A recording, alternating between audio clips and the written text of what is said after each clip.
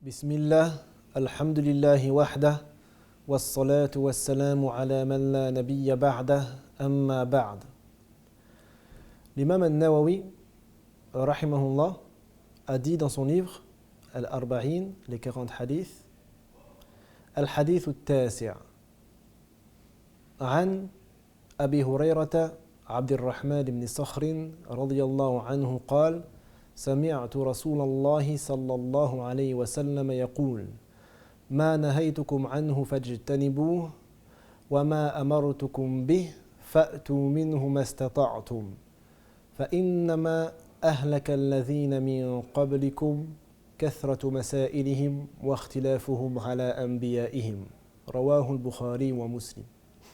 Ce qui signifie, d'après Abu Huraira, Abdurrahman ibn Sakhr, il a dit, j'ai entendu le messager d'Allah, sallallahu alayhi wa sallam, dire, lorsque je vous interdis une chose, délaissez-la. Et lorsque je vous ordonne une chose, alors faites-la selon votre capacité. Le grand nombre de questions et la divergence des peuples avec leurs prophètes ont été la cause de la perte de ceux qui vous ont précédés. Ce hadith est rapporté par Al-Bukhari et Muslim.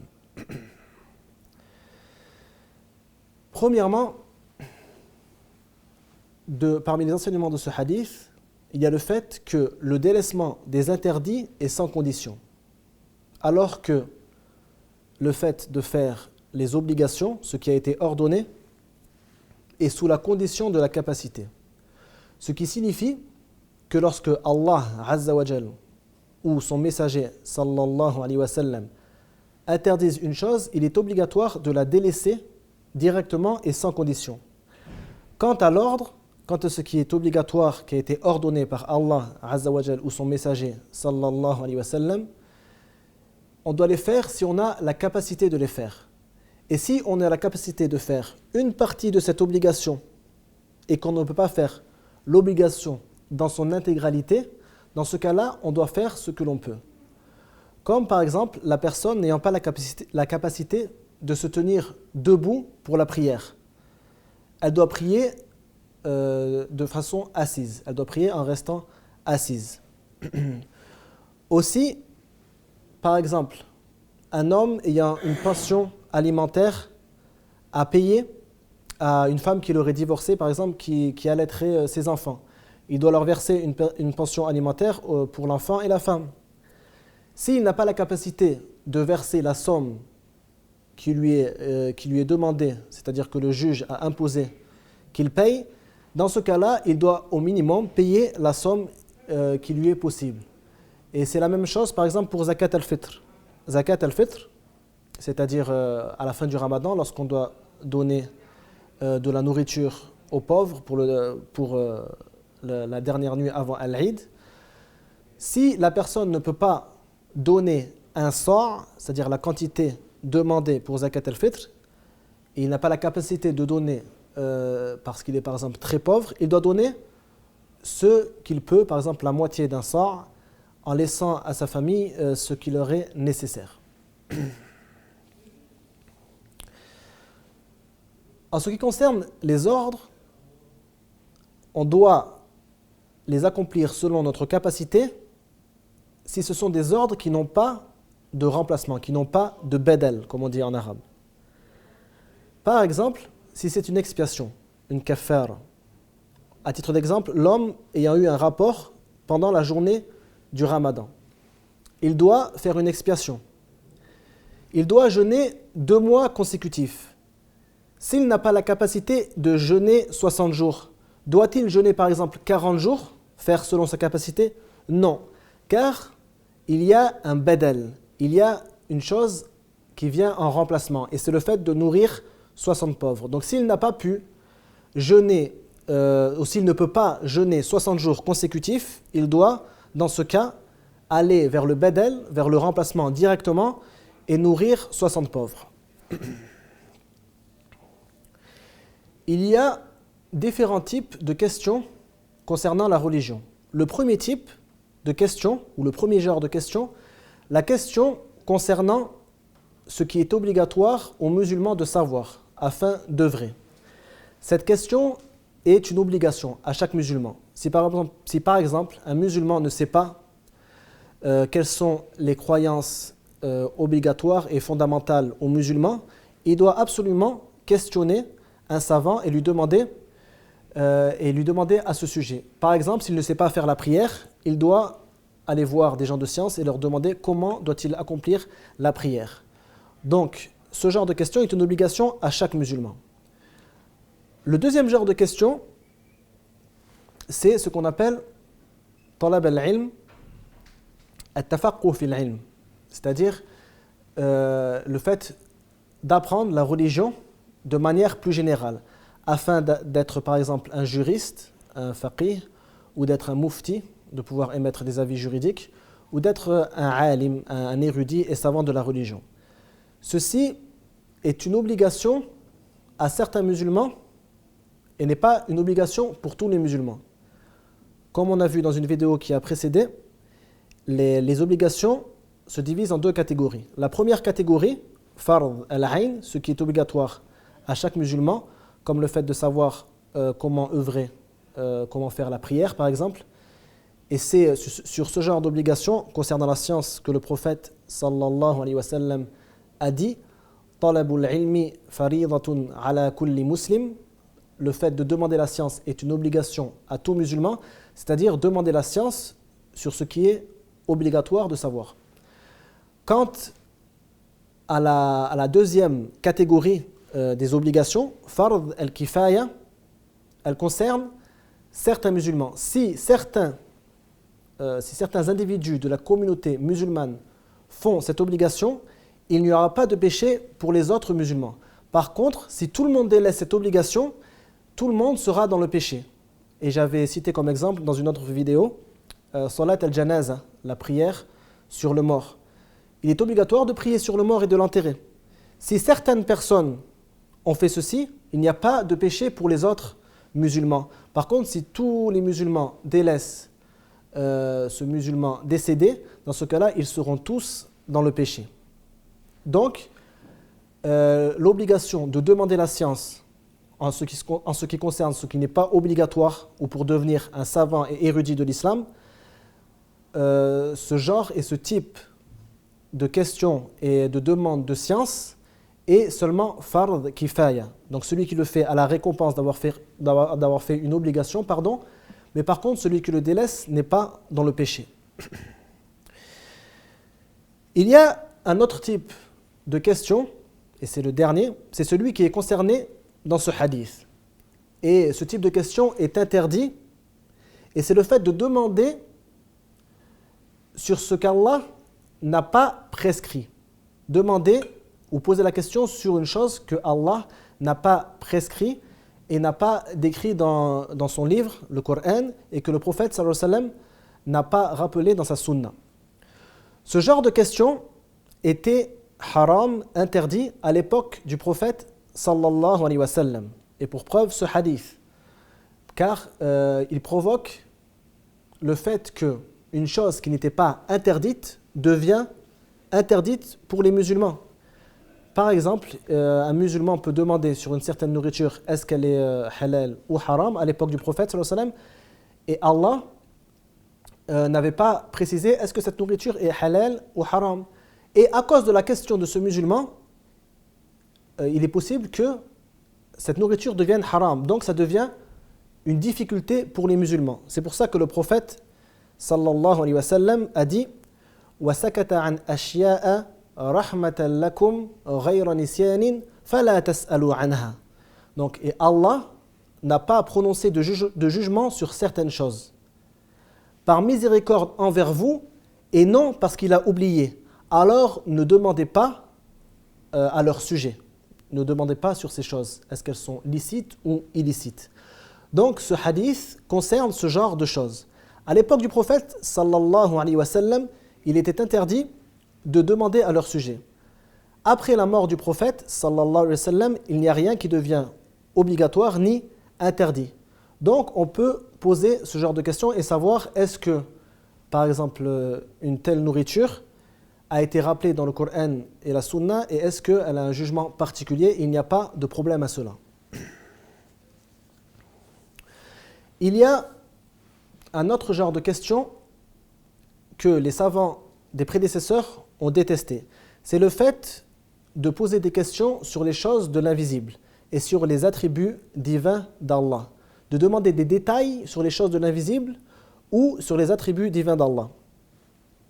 Allah Azza wa Jal a dit « Laysa kamithlihi shay'un wa huwa as-sami'ul basir » Il n'y a rien qui lui ressemble et il est celui qui est audient, qui entend tout et qui voit tout.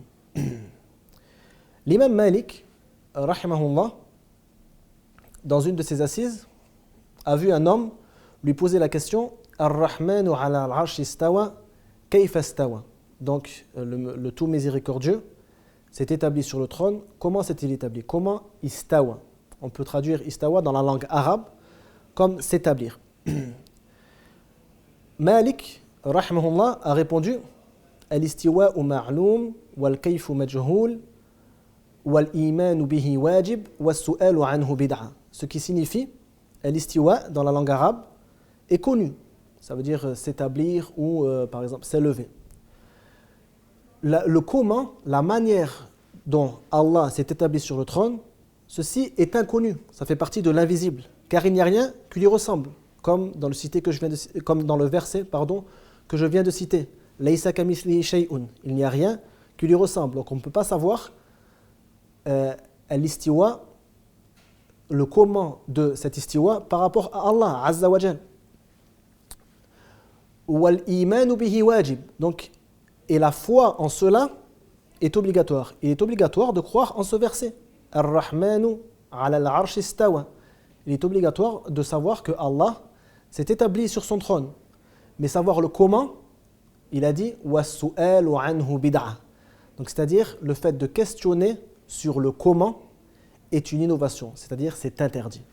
Donc ce genre de questions était détesté et interdit par les savants des pieux prédécesseurs.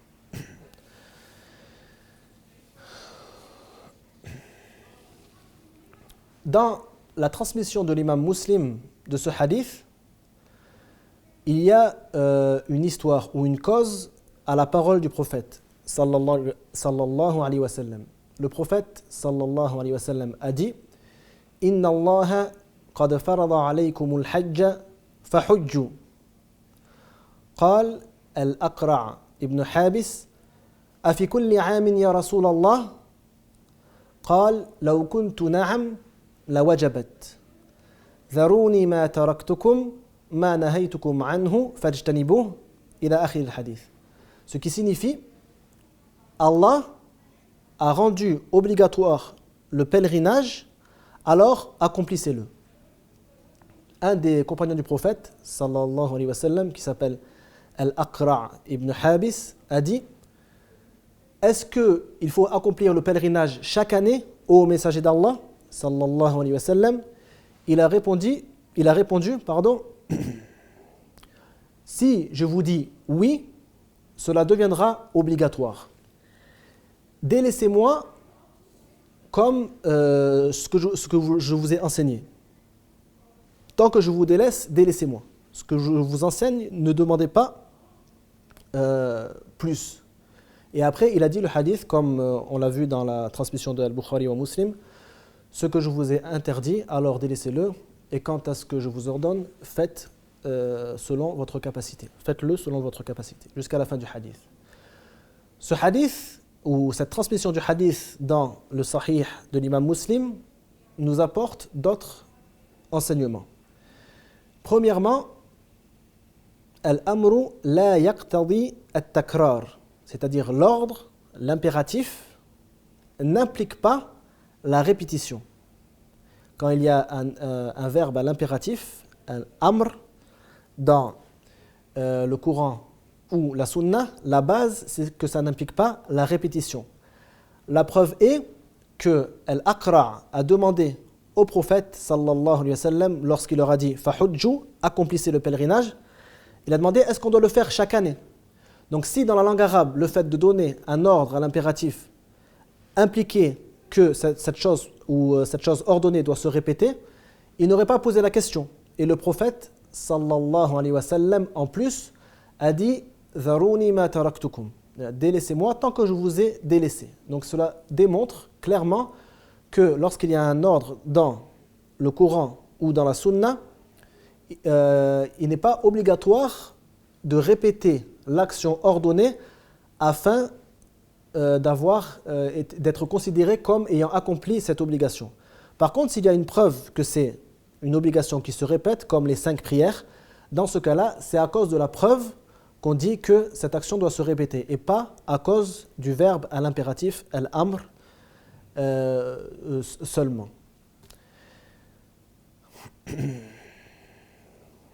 Deuxièmement, cela démontre qu'il n'y a pas d'obligation avant la venue de la révélation.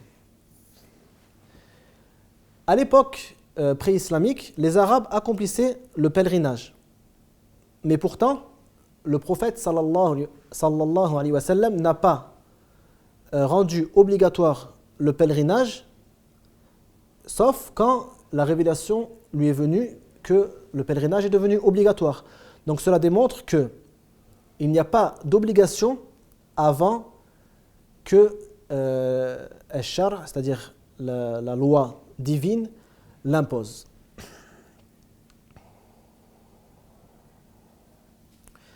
Dans la parole du prophète, sallallahu alayhi wa sallam, dans la transmission de l'imam Muslim, il a dit « Law qultu na'am la wajabat » Si j'aurais répondu « oui », elle aurait été obligatoire.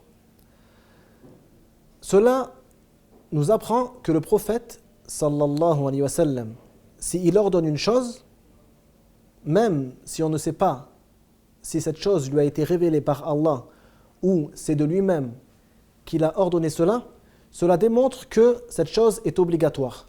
Car le prophète, sallallahu alayhi wa sallam, avait le pouvoir de légiférer lui-même, comme le démontre ce hadith. Donc Allah lui a donné la capacité de légiférer certaines lois pour les musulmans, certaines obligations et certaines interdictions. Et ceci est l'avis le plus fort des savants de usul al-fiqh, c'est-à-dire les fondements de la jurisprudence. La signification de ce hadith est la même que la parole d'Allah Azza wa Jal Fattaqullaha mastata'tum. Donc craignez Allah comme vous le pouvez. C'est-à-dire le fait d'obéir aux ordres et sous la condition de la capacité. Fattaqullaha mastata'tum. Craignez Allah selon votre capacité.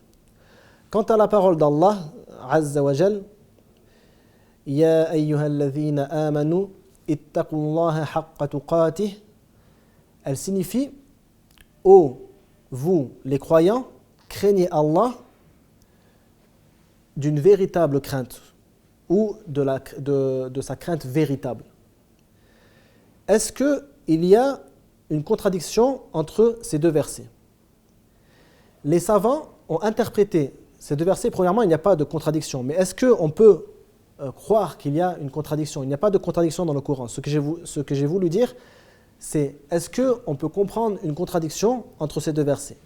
Certains savants ont dit le premier verset que j'ai cité, Fattaqullaha mastata'tum, est descendu après Ittaqullaha haqqa tuqatihi. Donc craignez Allah d'une véritable crainte. Et le deuxième abroge, ou c'est-à-dire Ittaqullaha mastata'tum, abroge Ittaqullaha haqqa tuqatihi.